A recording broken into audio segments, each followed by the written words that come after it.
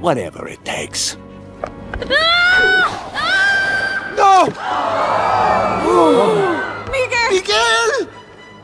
Apologies, old friend, but the show must go on. In a world where Pixar makes movies about living toys and talking fish, nobody expected them to create villains with ungodly aura.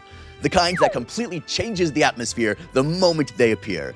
So, today we're putting that presence to the test, ranking our top villains in Pixar history purely by their aura. Starting with number 10, we have Gabby Gabby. What better place to start off than the vintage doll with a broken voice box Right inside there. who runs an antique store like it's her personal kingdom. Now, having a ventriloquist dummy minion that moves around in complete silence is objectively creepy and should give you automatic aura points for sure. The problem is Gabby's entire villain energy gets nuked the second she starts explaining her sad backstory. Like, ma'am, we're trying to rank aura here, not give therapy sessions, so not this video. The moment a villain starts crying about being defective and unloved, the aura meter just flatlines right at the end there. You can't be menacing and sympathetic at the same time. She literally becomes a good guy, the credits roll, forcing the dummies to carry all her aura, and they don't even talk.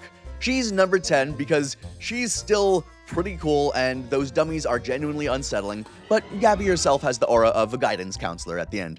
Number 9, we have Waternoose, the crab CEO who's been scaring kids for corporate profit. This man out here kidnapping children, Give her to me! hooking them up to scream extractors, and his motivation is quarterly earnings. Sir, that is not just villain behavior, that is, well, being a Fortune 500 executive, right? But hey, there's gotta be more style. Where's the extra drip? This man is wearing a business suit with his admittedly pretty cool multiple crab legs and thinks that he's got aura than the rest of them. No, you're stuck at number 9 for a reason. You're a little bit cool, you're a little bit creepy, but you're not in it. You don't have the vibe. Despite all that though, the real aura killer is how Waternoose loses. This man literally confesses his entire evil plan on camera because he didn't check if he was being recorded.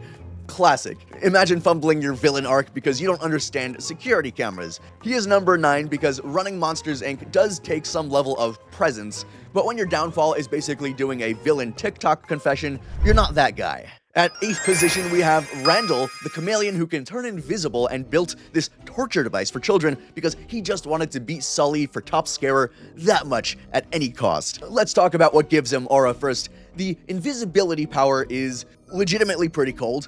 Being able to disappear and stalk through the factory unseen is premium villain ability. Villain ability. So his eyes are genuinely creepy when they're the only thing visible, and that purple and blue color scheme when he does appear and like seems to be his natural color, pretty clean. The design team understood the assignments. But here's where Randall loses his aura points. His entire motivation is just insecurity. This man is evil because he's jealous. Come on, that's so flat. Everything he does is just him being salty about coming in second place. He just wants to be the best scarer. He gets absolutely violated by a toddler and gets sent to the human world where he immediately gets banged up the noggin with a shovel. This man went from invisible stalker to getting jumped by humans with gardening tools in 30 seconds.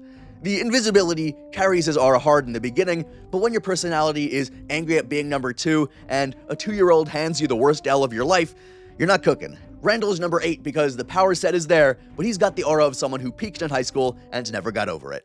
And in 6th place, we have a demon bear, Mor'du. He's been terrorizing Scotland for generations. He's a demon bear. Like, come on. He took King Fergus's leg. He's basically immortal. He's got magic ability and stuff. So on paper, maximum aura. This bear like literally has an arrow stuck in its face, and he keeps fighting. So he can take hits. The Mor'du design is genuinely nightmare fuel with the scarred face, broken teeth, and those glowing possessed eyes. Like, you look at Mor'du and you immediately know that he's been alive way longer than he should be. He's been fighting for a long time. He's an old boy. But here's the aura problem. Mor'du doesn't talk. So like, is he intelligent? He doesn't say anything at all. There are no cold lines, no psychological warfare. It's not like cold. He's just like a beast. Maybe he's like intelligent. There's no moment where he outsmarts anyone. He's just big and powerful, right? He just roars and charges. His entire personality is big mad bear, like literally just bigger, madder bear. And his backstory is shown in a flashback where we never actually see that character. We just see the consequences. It's like watching a boss fight with no cutscene, with nothing to make them that one level higher. I mean, that design, really cool though, and also to make it worse, his death is so anticlimactic that it hurts. So not adding points here. After being established as unkillable, after surviving swords and arrows and traps for decades, however long, he dies because a stone fell at an inconvenient time and knocked him downside the noggin. He's got the drip and the fear factor, but he's not the character to back it up. Next up, number 5. Next up, we have number 5, Hopper, the grasshopper who extorts an entire ant colony.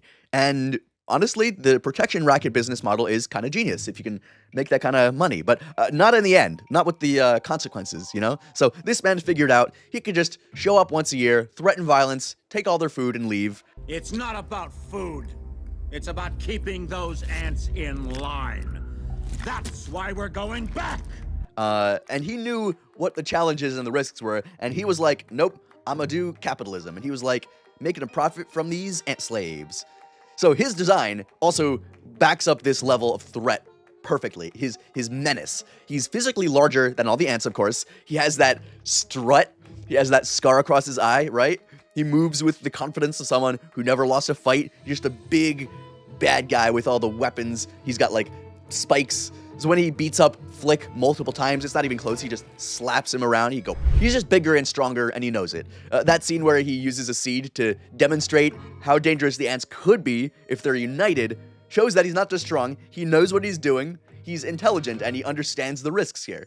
Most villains would just like, oh, they would threaten violence. They would say, I'm bigger and stronger, and, you know, there's nothing you can do to us. We're going to overwhelm you with no matter what. But he's like, Hopper out here giving TED Talks on power dynamics and on communism and capitalism and understanding the worker and the separation from the means of production. He's educated, you feel me? So why is he only number 5, right? Well, because his death is a bit ridiculous. So after being the smartest and strongest character in the movie, after demonstrating superior strategy and combat ability, he gets eaten by a bird. So I'm half and half on this one, but it's like a random bird, just like one level up on the food chain. There's nothing you can really do about it. It is on one side, I'm like, that's pretty badass to like, you get like eaten just like by a baby bird, just like whoosh, just like getting eaten by a T-Rex, basically, to this guy. But the bird was just not even part of anyone's plan, just a bird that happens to be nearby, and he got caught in the chaos. So imagine being that guy, having complete control of the situation.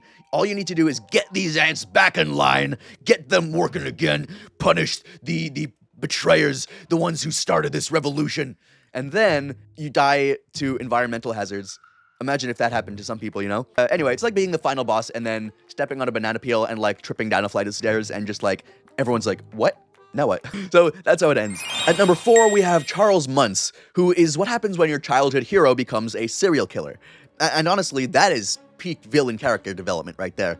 This man spent decades in Paradise Falls hunting a bird while murdering anyone who came looking for him and getting too close to getting in his way.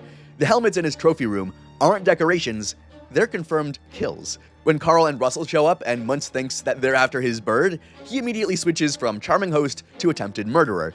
What really gives Muntz aura is how he carries himself. He's this old guy, but he's like serving Carl and Russell dinner, real polite, real old man style. He's having this pleasant conversation. Oh, how do you do, old chap? Oh, indeedly do. But the whole time he's sizing them up as threats. When he snaps and his face just changes from murderous... Wait, no, I'm gonna restart that. What really gives Muntz aura is how he carries himself, too. He serves Carl and Russell dinner, he has pleasant conversation, and the whole time, he's sizing them up as threats. When he snaps and his face changes from friendly to murderous, it's genuinely chilling because the mask drops so fast. 1 second, he's your grandpa's cool friend, and the next, he's trying to burn you alive in a floating house. A floating house?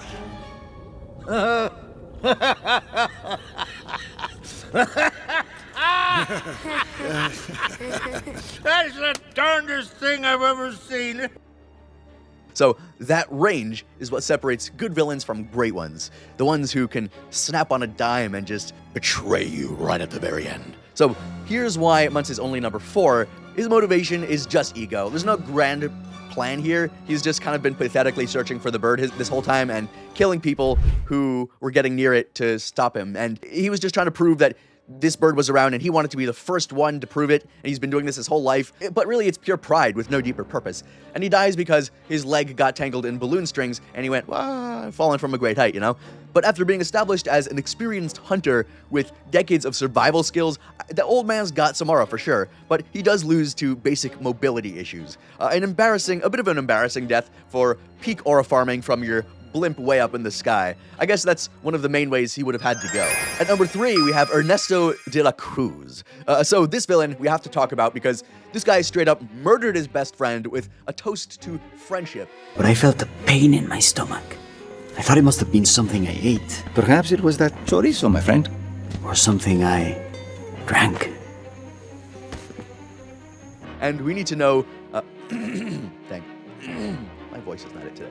The next villain we have to talk about in number 3 is Ernesto de la Cruz, because this guy straight up murdered his best friend with a toast to friendship, and we need you to understand how cold that is.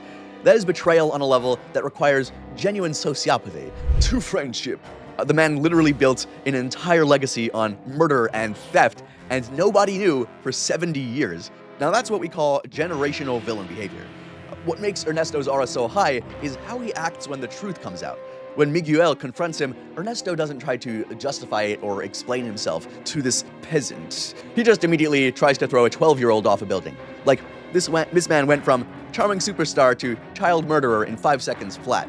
That's cold. Everything about Ernesto screams beloved celebrity, right up until you see the monster underneath. And his downfall is pretty poetic. The truth gets revealed during his biggest concert, and everyone turns on him in the afterlife, and he gets crushed by the same bell that killed him in life. Poetic. Then the living world kinda forgets him, which is the worst punishment for someone who killed for fame. Ernesto is the number 3 aura farmer because murdering your best friend and stealing his life's work and singing so majestically takes a special kind of cold.